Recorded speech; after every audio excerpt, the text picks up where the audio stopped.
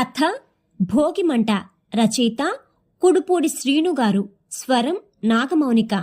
జనవరి 2024 సాక్షి ఫండేలో ప్రచురితమైన ఈ కథ మీకోసం. సంక్రాంతికి సొంతూరు అమలాపురం నుండి బయలుదేరాం. హైదరాబాదు నుండి కుకట్పల్లి బస్టాప్లో నిలబడ్డాం బస్సు కోసం. పండగ సందడిని పొట్లం కట్టుకుని నింగికి దూసుకుపోతున్న తారాజువ్వలా పొగలు కక్కుకుంటూ దూసుకుపోతున్నాయి ట్రావెల్స్ బస్సులు. విండోల్లో నుండి బయటికి చూస్తున్న ప్యాసింజర్ల కళ్ళల్లో ఆనందాల భోగిమంటలు. అలా చూస్తూ ఉండగానే కీచుమని శబ్దం చేస్తూ సడన్ గా ఆగిందో బస్సు. దాని చక్రాలకి కాస్త దూరంలో ఓ బక్క చిక్కిన ముసలి మనిషి చావు నుండి కొంచెంలో తప్పించుకున్నాడు. మేం ఉలిక్కిపడి తేరుకునే లోపే బస్సు చుట్టూ మూగేశారు జనం. ట్రాఫిక్ జామ్ అయిపోయింది. అందరితో పాటే మెల్లగా అక్కడికి వెళ్ళాను నేను. బిచ్చగాడిలో ఉన్నాడు ఆ మనిషి. మురికి పట్టి చివికిపోయిన బట్టలు, నెరసిపోయి పిచ్చికగూడ్లా పెరిగిపోయిన జుట్టు గడ్డం. ఏమీ అర్థం కానట్టు చుట్టూ చేరిన జనాన్ని పిచ్చి చూపులు చూస్తున్నాడు. ఆ గెడ్డం వాలకం చూస్తుంటే అచ్చ మా చిన్నప్పుడు మా ఊరి కోదండరాములోరి గుడి వెనకాల ఉండే డెక్కలోలానే ఉన్నాడు ఆ మనిషి. ఇలాంటి వాళ్ళని చూసినప్పుడల్లా అప్పటి మా ఊరి డెక్కలోడే గుర్తొస్తాడు నాకు. ఎందుకనో ఆ ముసలాయనికి మోచేతి దగ్గర చీరుకుపోయి రక్తం కారుతోంది. పక్కకి తీసుకుపోయి కూర్చోబెట్టి మంచినీళ్ళు పట్టించారు జనం. మోచేతికి ఏదో గుడ్డ కట్టారు. అతను కొంచెం తేరుకున్నాక కొన్ని సానుభూతి నిట్టూర్పులు విడిచి అతన్ని అక్కడే వదిలేసి ఎవరి మానాన వాళ్ళు వెళ్ళిపోయారు. బతికిపోయిండు బిడ్డ, ఈ భూమి మీద జరని నోకలన్నట్లున్నాయి అంటూ గొనుక్కుంటూ మా ముందు నుండి వెళ్ళిపోయాడు ఆ సెంటర్లో మనిషి. అదిగో రోడ్డాతలో నా షాపింగ్ మాల్ ఒకప్పుడు ఆడిదే. అప్పులైపోయి అమ్మేశాడు. దివాళా తీశాక పెళ్ళాం బెట్టలు కూడా వదిలేశారు. పిచ్చోడైపోయాడు పాపం. ఆ పక్కనున్న ఆయనకి చెబుతున్నాడు ఇంకో ఆసామి. ఇంతలో మేము ఎక్కాల్సిన బస్సు వచ్చింది. ఒకప్పుడు బాగా బతికిన మనిషి ఇప్పుడు అప్పుల పాలే పిచ్చాడెందుకైపోయాడు అనుకుంటూ భారంగా బస్సెక్కాను. 18 ఏళ్ల క్రితం నేను ఊరొదిలి హైదరాబాద్ వెళ్లిపోయాక చాలాసార్లు ఊరొచ్చినా సంక్రాంతి పండక్కి రావడం మాత్రం ఇదే తొలిసారి. ఊళ్ళో పండక్కి ఇంతకు ముందున్న సందడి లేదు. వీధి అరుగు మీద కూర్చుని వీధిలోకి తొంగి చూస్తుంటే 5 ఏళ్ల మా తమ్ముడి కూతురు భోగిదండ తీసుకొచ్చి పెద్దా చూడు నా దండ అంది వయ్యారంగా కళ్ళు తిప్పుతూ. దాని హైట్లో సగం ఉందది. అప్పట్లో భోగిదండలు గుచ్చడం అంటే ఒక పెద్ద సంబరం మాకు. సంక్రాంతి నెల పడితే చాలు పిల్లకాయలు అందరం పొలాల్లో దొరికే ఆవు పేడ కోసం తెగ కుస్తీలు పట్టేవాళ్లం. పోటీలు పడి పొలాల నుండి తెచ్చిన పేడని నీళ్లతో కలిపి చిన్న చిన్న ఉండలుగా చేసి భోగి పిడకలుగా కొబ్బరి చెట్లకు కొట్టేవాళ్లం. అవి ఎండే వరకు పొద్దున్నే లేచి వాటి దగ్గరికి పోయి ఎండినాయో లేవోనని ఒత్తి చూడటం రోజువారి పనిగా ఉండేది మాకు. అన్నీ ఎండినా పిడకల్లో కాస్త పెద్దవైన అమ్మనం ముద్ద, అరటిపండు ఎండేసరికి కొంచెం ఎక్కువ రోజులు పట్టేది. అలా ఎండిన భోగి పిడకలను దబ్బనంతో పురికోసలోకి లాగి దండ కట్టాక అది ఎంతెత్తుందో చూసుకుని మురిసిపోవడం, గొప్పలు పోవడం ఎంత సరదాగా ఉండేదో. అప్పట్లో భోగి దండలంటే 4-5 అడుగుల కంటే తక్కువ ఉండేవి కావు. భోగి మంటైతే గుడిగోపురాన్ని తాకినట్టు పైకి లేచేది. చీకటి కాస్త చిక్కబడ్డాక తమ్ముడు నేను మెల్లగా అడుగులేసుకుంటూ గుడి సెంటర్లోకి వెళ్ళాం. నాకంటే పెద్దోళ్ళు, నా తోటి వాళ్ళు నవ్వుతూ పలకరించారు. నేను హైదరాబాద్ వెళ్ళిపోయాక పుట్టి పెరిగిన కుర్రోళ్ళు నన్ను చూసి చూడనట్టే ఉండిపోయారు. అప్పుడు అర్థమైంది, పొట్టకూటి కోసం ఉన్న ఊరిని వదిలేసి టౌన్కి వెళ్ళిపోయిన నన్ను ఇంకొన్నాళ్ళైతే ఊరే వదిలేస్తుందని. ఏంట్రా ఇంకేం దొంగలు కొట్టుకురాలేదా? ఇప్పుడెళ్ళి ఎప్పుడుకేస్తారా గోమంట అంటూ కుర్రాలని గదమాయించాడు నా వయసున్న జనార్దను. ఎంతన్నయ్యా? నల్లా నాయుడు గారి పొలంలో ఎప్పుడో కొట్టేసిన కొబ్బరి దొంగలున్నాయి. బాబుల్ కాపు గారి దెబ్బ మీద ఎండిపోయిన తాటిపట్టెలున్నాయి. ఆటి మధ్యలోకి ఇదిగో మన గుడెనకల కేతాదత్తుడి గారి డక్కలగూడు అంటూ కిసుక్కుని నవ్వేశాడు 18 ఏళ్ల కుర్రాడు. ఎండిపోయి చెదట్టేసిన దొంగలు ఎంతకాలం మండతాయి హే? తెల్లారు గట్టేస్తే తెల్లగా వెలుగు రాకుండానే పుసుక్కుమంటాయా పొలలో. కొంచెంసేపు ఉన్న కర్రలైతే పండగ 3 రోజులైనా భగభగలాడుతుంది మంట అంటూ పెద్ద విరిచేశాడు జనార్దనం. కుర్రోలు గమ్మునుండిపోయారు. నేను అప్పుడే రాములోని గుడి వెనుకున్న డొక్కలుడి గూడు కేసి చూశాను. అక్కడే ఉండేది డొక్కలుడి గుడిసే. భోగిమంట కోసం ఆ పక్కనే వేసేవాళ్ళం కాలగట్టు మీద నుండి కొట్టుకొచ్చిన బుడ్డముడిసే డొంకల్ని. అలా చీకటిని రాత్రి కళ్ళకి కాటుకులా దిద్దుకోగానే లంక మీదకి లంకించిన వానర మూకలా అందరం కలిసి కాల్వగట్టు మీదకి దండెత్తేవాళ్ళం. కాలువ వారగా గట్టు మీద ఏపుగా పెరిగిన మామిడి, నేరేడు, రావి, చింతకొమ్మల్ని కొట్టుకొచ్చేవాళ్ళం. వాటిని మోసి తీసుకొచ్చేసరికి ఒళ్ళు పులిసి పుండైపోయేది. కాల్వగట్టు మీద చెట్లను నరకడం అయిపోయాక తాపీగా పొలాల్లో ఎప్పుడో పడిపోయి ఎండిపోయిన కొబ్బరి తాటి దుంగల్ని పోగేసేవాళ్ళం. అక్కడక్కడ పొలాల్లో పాకల్లో నిలవబెట్టిన సేవకర్రల్ని కూడా కొంచెం కొంచెంగా హాంఫట్ చేసేసేవాళ్ళం. అలా రాములరి గుడి ముందు పోగేసిన దుంగల్ని చెదరంగా ఒకదాని మీద ఒకటి పేర్చేవాళ్ళం. వాటి మధ్యలో ఒట్టిగడ్డి, ఎండిపోయిన బొద్దమురుసు కొమ్మల్ని దూర్చి తెల్లవారుజామున తెల్లగా వెలుగు రాకుండానే భోగిమంటని ముట్టించేవాళ్ళం. గుడి గోపురాన్ని తాకేట్టు లేచేది భోగిమంట. మంట ముట్టించి పెద్దోళ్ళు ఎలకెళ్ళిపోయాక పిల్ల రాక్షసులమంతా వెలుగొచ్చేలోపు ఏం చేయాలో తోచక ఆ మసక వెలుతుల్లోనే డెక్కలుడి గుడిసె మీద సరదాగా రాళ్ళేసేవాళ్ళం. గుడిసె మీద ఆకులు లాగి తెగ అల్లరి చేసేవాళ్ళం. అప్పుడు మొదలయ్యేది అసలు మజా. డెక్కలోడు బయటకొచ్చి మమ్మల్ని నానా బూతులు తిట్టేవాడు. అతని కంటపడకుండా గుడి పక్కకు పోయి దాక్కునేవాళ్ళం. చప్పుడు చేయకుండా నవ్వుకునేవాళ్ళం. మళ్ళీ మళ్ళీ రాలేసి ఏడ్పించేవాళ్ళం. మంచి చెడు తెలియని ఆకతాయి వయసది. ఆ రోజొక్కటే అదో రకమైన ఆట విడుపు మాకు. మిగిలిన రోజుల్లో అతని జోలికెళ్లేవాళ్ళం కాదు. అతను మా జోలికొచ్చేవాడు కాదు. ఇప్పుడు ఆ డెక్కలోడు లేడు. గుడి గోపురాన్ని తాకిట్టు భోగిమంటలు లేవు. ఉత్సాహంతో ఉరకలేసే కుర్రోలు లేరు. తెల్లార్లు ముగ్గులు పెట్టి మురిసిపోయే ఆడపిల్లలు లేరు. నిజం చెప్పాలంటే అసలు పండగలానే లేదు. నాకు ఊహ తెలిసేప్పటికీ డెక్కలోడు మా రాముల గుడి వెనకాల చిన్న తాటాకు పాకలో ఉండేవాడు. తోడుగా వాళ్ళ తమ్ముడు నరసయ్య కూడా ఉండేవాడు. డెక్కలోడు చూడ్డానికి కొంచెం చిత్రీపట్టిన నల్లతొమ్మ దొంగలా దిట్టంగా ఉంటే, నరసయ్య ముళ్ళ కంచెల మీద రంగు వెలిసిపోయిన పాత నూలు చీర ఆరేసినట్టు దుమ్ములు బయటకు పొడుచుకొచ్చి బక్క పొలుచుగా ఉండేవాడు. వింటి తాడిని బిగించడానికి వంచిన విల్లులా కాస్త వంగి ఉండే ఆ మనిషి ఎప్పుడు దగ్గుతూనే ఉండేవాడు. ఎందుకనో. రోజులో ఎప్పుడైనా ఒక్కసారి ఊతకర్ర ఆసరా చేసుకుని గుడిసెల నుండి బయటకొచ్చేవాడు. ఒకమారు పాక చుట్టూ తిరిగి కాసేపు పాక బయట నిలబడి ఆనక లోపలికెళ్లి పడుకునేవాడు. డెక్కలోడు మాత్రం తెల్లారితే కర్రపూట వేసుకుంటూ ఊరి మీద పడేవాడు. ఎవరో ఒకరు పెట్టే గంజన్నమో కాసిన్ని పచ్చడి మెతుకులో తెచ్చుకుని తమ్ముడికి కాసింత పెట్టి తను కాస్త తినేవాడు. ఆనక గుడిసె ముందు కూర్చుని తెగిపోయిన చెప్పుల్ని సూదిదారంతో కుట్టుకుంటూనో, ఊడిపోయిన తడికలకి కట్టడానికి కొబ్బరాకుల చాప అల్లుకుంటూనో కూర్చునేవాడు. అప్పుడప్పుడు మోకాళ్ళ దగ్గర ఏదో ఆకుపసరు పూసుకుని గుడ్డతో కట్టుకునేవాడు. కాని మేము అడిగితే మాత్రం అదేంటో చెప్పేవాడు కాదు. ఊళ్ళో అడుక్కోవడానికి తప్ప ఊరి జనాలతో పెద్దగా మాట్లాడిన ఆ మనిషి పని చేస్తూనే తనలో తానే ఏదో గొనుక్కునేవాడు. ఎవరికీ అర్థమయ్యేది కాదు ఆ గొనుగుడు. కుర్రాళ్ళు దొంగలకెళ్తుంటే, ఒరే ఆ రైతుగారి దొరబాబు పొలంలో ఏలు కూడా ఎట్టకండి, మళ్ళీ కేసులు అయ్యి అంటే ఎవడు పడతాడు యాదవ సంత అని వెనక నుండి గట్టిగా కేకేశాడు జనార్దనం. ఏంటి కేసా? కళ్ళింత చేసుకుని అడిగాను. అవునరా, కేసే, పోలీస్ కేసు. పోయిన ఏడాది చీకట్లో ఆడవాళ్ళు తెలియక ఆడి పొలంలో టేకు దొంగలు ఎత్తుకొచ్చేశారు ఇల్లు. ఆడు ఒక్కటే ఏడుపు. పోలీస్ కేసు పెట్టాడు. కుర్రాళ్ళెవ్వరూ ఊళ్ళో లేరు. పోయినేడాది పండక్కి అని చిన్నగా నిట్టూర్చాడు జనార్దనం. అలాగైతే డెక్కలోడు ఎన్ని కేసులు పెట్టాలరా మన మీద? ఇంటి మీద ఆకులు లాగేసి రాళ్ళు ఇసిరేసి డెక్కలోడిని, ఆళ్ల తమ్ముడు నర్సయ్యని ఎంత విసిగించేసేవాళ్ళం.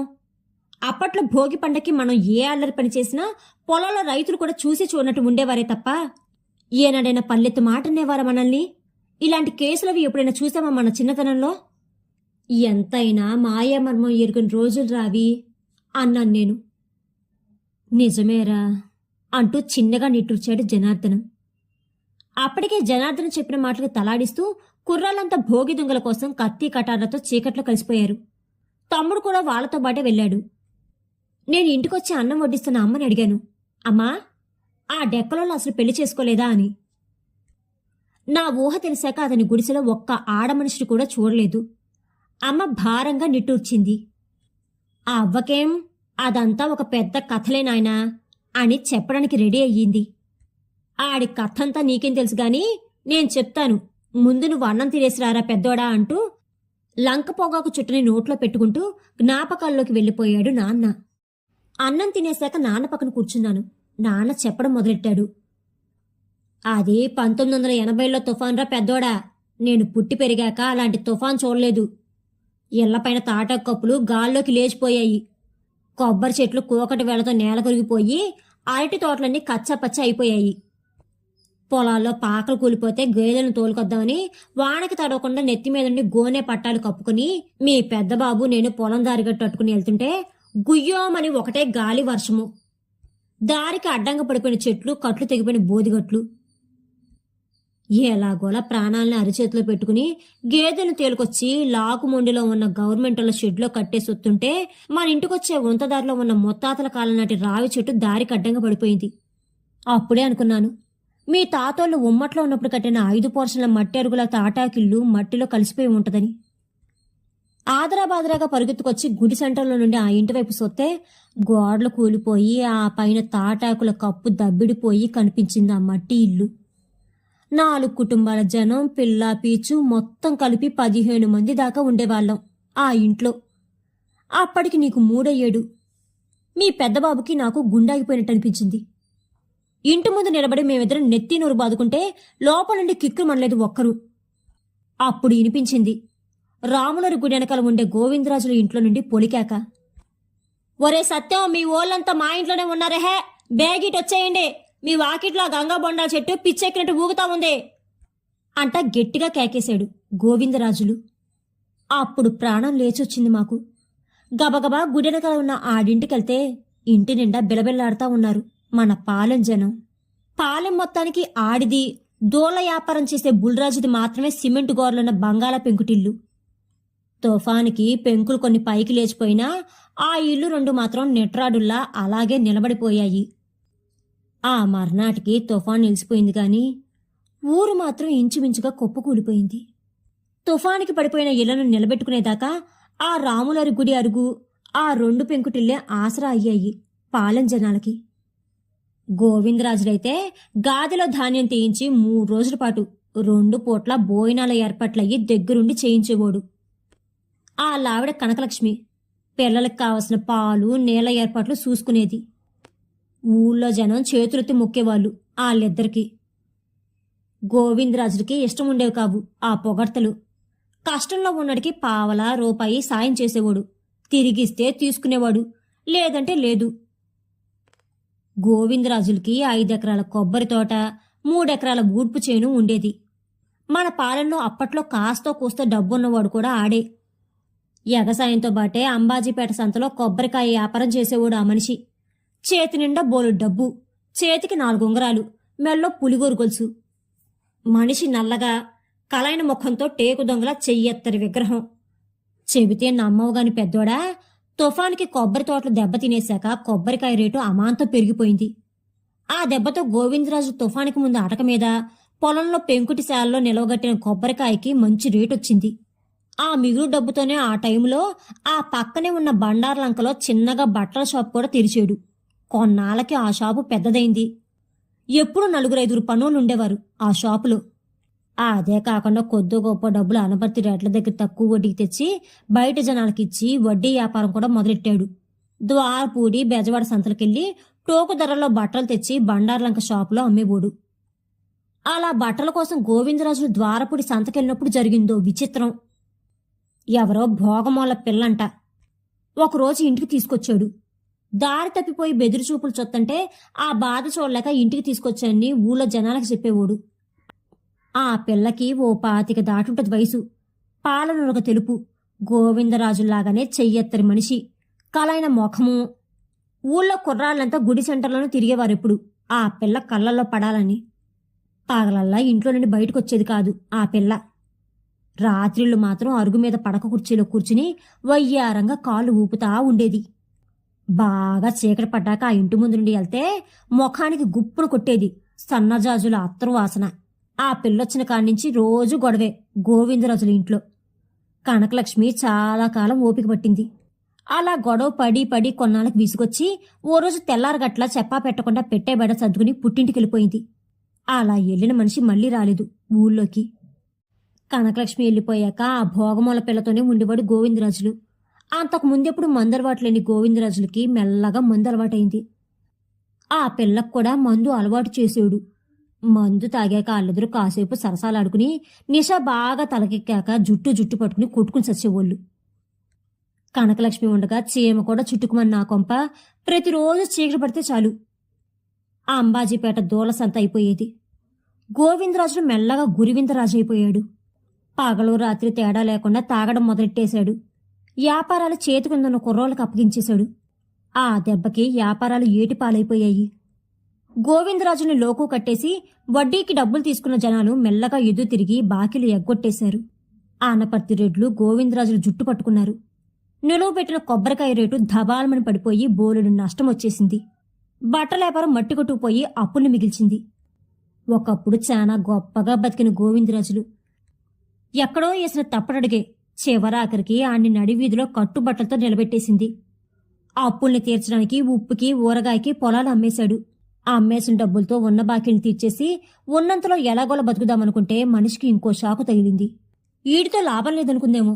ఇంట్లో కొద్ది గొప్ప ఉన్న నాగా నట్ర పట్టుకుని ఆ భోగమాల పిల్ల రాత్రికి రాత్రే ఎక్కడికో చెక్కేసింది. ఆ పిల్ల వెళ్ళిపోయాక గోవిందరాజులు మరింత పిచ్చోడైపోయాడు. మళ్ళీ అయిన కాడికి అప్పులు చేసి తాగేసి చివరాఖరికి కష్టకాలం వచ్చినప్పుడు 10 మందికి నేడనిచ్చిన ఆ బంగాళ పెంకుటిల్ని కూడా అమ్మేశాడు. ఆ భోగమాల పిల్ల అలా వెళ్ళిపోయిన కొన్నాళ్ళకి వాళ్ళ పెద్దోళ్ళొచ్చారు. ఎంక్వైరీ చేస్తే ఇక్కడే ఉందని తెలిసి వచ్చారంట. వాళ్ళొచ్చేసరికి ఆ పిల్ల లేకపోయేసరికి పిల్లను ఏం చేసావో చెప్పమని గోవిందరాజుని చితగొట్టి కాళ్ళు 2 ఎరగొట్టేశారు. ఊరోళ్ళు అడ్డిల్తే వాళ్ళ పిల్లని చంపేశారని ఊరోళ్ళందరి మీద పోలీసు కేసు పెడతామని బెదిరించారు. ఇరిగిపోయిన ఆ కాళ్ళకి అక్కడ ఇక్కడ ఏవో కట్లు వేయిస్తే కాళ్ళు 2 అతుక్కున్నాయి. కాని ఆటి వంకర మాత్రం ఆడు సచ్చే వరకు పోలేదురా పెద్దోడా. నాన్న చెప్పడం ఆపేసి ఓసారి గుండె నిండా గాలి పీల్చుకుని వదిలి ఆరిపోతున్న లంక పొగాకు చుట్టని మళ్ళీ నోట్లో పెట్టుకున్నాడు. ఒక దమ్ములాగి గుప్పుమని పొగ వదిలాడు. నాన్నా, నేను డెక్కలోడు గురించి అడిగితే గోవిందరాజుల కథ చెప్తావేంటి? కాస్త అసహనంగా ముఖం చిట్లించాను. నాన్న నా వంక తమాషాగా చూశాడు. ఆ గోవిందరాజులే నువ్వు అడిగిన డెక్కలోడ్రా. ఏదో రహస్యం గుట్టు విప్పినట్టు దిలాసాగా నవ్వాడు నాన్న. మరి వాళ్ళ తమ్ముడు లేడేంటి ఈ కథలో అని ఆరా తీశాను. అదా, ఆడిదో వెరైటీ కథలే. గోవిందరాజులు చితికిపోకముందు ఇంకేదో సంపాదించేద్దామని పెళ్లి చేసుకోకుండా రంగం వెళ్ళాడు నర్సయ్యగాడు. అక్కడ సంపాదించిన డబ్బంతా తిరుగు ప్రయాణంలో ఓడలోనే పోగొట్టుకుని ఒట్టి చేతులతో 5 ఏళ్ల తర్వాత ఊళ్ళోకి అడిగెట్టాడు ఆ మనిషి. అప్పటికే ఈ గోవిందరాజులు మొత్తం ఆరిపోయాడు. అసలు అన్నేం చేశాడో చూడని కళ్ళతో అన్న చెప్పిందంతా నిజమేనని నమ్మి అన్నని ఏమాత్రం తప్పు పట్టలేదు. గోవిందరాజు చితికిపోవడానికి ఆడోళ్లే కారణమని బలంగా అనుకున్నాడు. జీవితాంతం పెళ్లి చేసుకోకుండానే బెమ్మసారిగా ఉండిపోయాడు. బలం ఉన్నంతకాలం చిన్నా చితక పనులు చేసుకుంటా కాళ్ళు 2 ఇరిగిపోయి మంచాన పడ్డ గోవిందరాజును చూసుకుంటా అమ్మేసిన ఆ ఇంట్లోనే అద్దెకు ఉంటా బతికేశాడు నర్సయ్య. కాలం ఎప్పుడు ఒకేలా ఉండదు కదా పెద్దోడా. కొంచెం వయసు మీద పడ్డాక ఆడికి కూడా చిన్నప్పటి నుండి ఉన్న ఉబ్బస రోగం ఉన్నట్టుండి బలంగా తిరగబెట్టేసింది. మంచం పట్టేశాడు ఆ బక్కపల్చటి మనిషి. అప్పుడు తాగని తప్పని పరిస్థితిలో గోవిందరాజులు బయటకొచ్చాడు.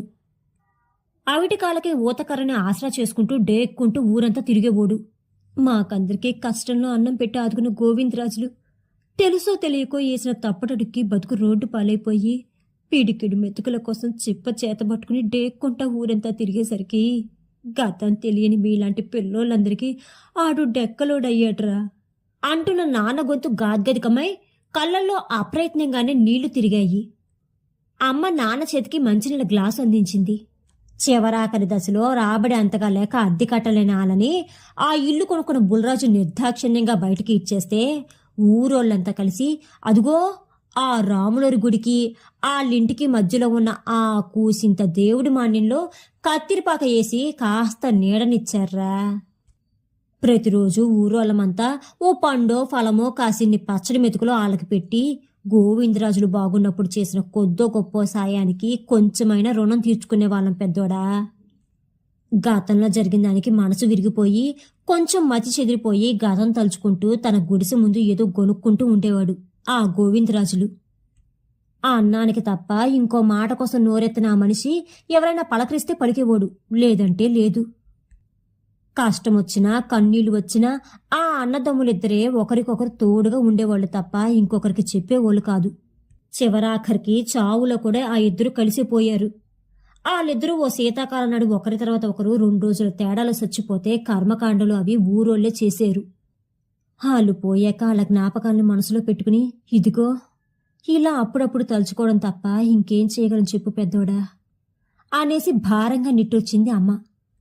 డెక్కలోడి కథ విన్నాక పగిలి 10 ముక్కలైన అర్థమైపోయింది మనసు. మనది పల్లె కాబట్టి బతుకుండగా కొంచెం కూడు గూడు దొరికింది వాళ్ళకి. మీ హైదరాబాద్లో తమ్ముడోళ్ళుండే వైజాగ్లో కూడా ఇలాంటోళ్ళు చాలా మంది ఉంటారంట కదరా, మరి వాళ్ళని ఎవరు సోత్తారా పెద్దోడా అని అడిగాడు నాన్న. నేనేం మాట్లాడకుండా గమ్మునుండిపోయాను. మొన్న బస్సు కింద పడిపోయి అదృష్టం కొద్దీ తప్పించుకున్న ముసలాయనే కదిలాడు నా కళ్ళ ముందు. హైదరాబాద్, వైజాగ్ కాదు, చాలా నగరాల్లో బతికి చెడ్డ ఇలాంటి అభాగ్యులు ఎందరో ఉంటారు. బస్టాపుల్లో, ఫుట్పాత్ల మీద మురికి పట్టి చిరిగిన బట్టలతో తమలో తామే ఏదో గొనుక్కుంటూ సనుక్కుంటూ తిరుగుతూనే ఉంటారు. వీళ్ళంతా మనసు విరిగిన మనుషులు, విధి చిన్న చూపు చూసిన నిర్భాగ్యులు. ఏ కాలో చెయ్యో విరిగితే అతుకుతుందేమో కాని మనసు విరిగితే మాత్రం అతుక్కోవడం కష్టం. వాళ్లలో జీవితంలో తెలుసో తెలియక వేసిన తప్పుటడుక్కి బతుకు గాడి తప్పిన వాళ్ళు కొందరైతే, నమ్మిన వాళ్ళే నట్టేట ముంచేస్తే మనసు గతి తప్పి పిచ్చోలైన వాళ్ళు ఇంకొందరు. అలా మనస్సు విరిగి మతి చెదిన మనుషులు ఎందరో నగరం రోడ్ల మీద. ఆకలి వేస్తే చెయ్యి చాచి అడుక్కోవడమో, అదీ చేత కాకపోతే డస్ట్బిన్లో ఎంగిలి మెతుకుల కోసం వెతుక్కోవడం తప్ప ఇంకేం చేత కాదు వాళ్ళకి. నాన్న అడిగినట్టు నగరాల్లో అలాంటి వాళ్ళని ఆదుకునే ఆపన్న హస్తాలు ఎన్ని ఉంటాయో, అక్కున చేర్చుకునే మహానుభావులు ఎంతమంది ఉంటారో. నిద్రపోదామని మంచం మీదైతే నడుమాల్చాను గాని కంటి మీదకి కునుకు మాత్రం రాలేదు నాకు. అమ్మా నాన్న చెప్పిన గోవిందరాజుల కథ విన్నాక తెల్లారితే రాములూరి గుడి ముందు వేయాల్సిన భోగిమంట నా గుండెలోనే వేసినట్టు గుండెంత భగభగలాడుతూ ఉంది. ఆ మంట ఎప్పటికి చల్లారేనో, ఏమి చేస్తే నగరాల్లో డెక్కలోడు, నరసయ్య లాంటి ఎందరో అభాగ్యుల బతుకుల్లో వెలుగు పువ్వులు విరిచేనో. రచయిత కుడుపూడి శ్రీను గారు రచించిన భోగిమంట అనే ఈ కథ కనుక మీకు నచ్చినట్లయితే please like, share and subscribe to our channel.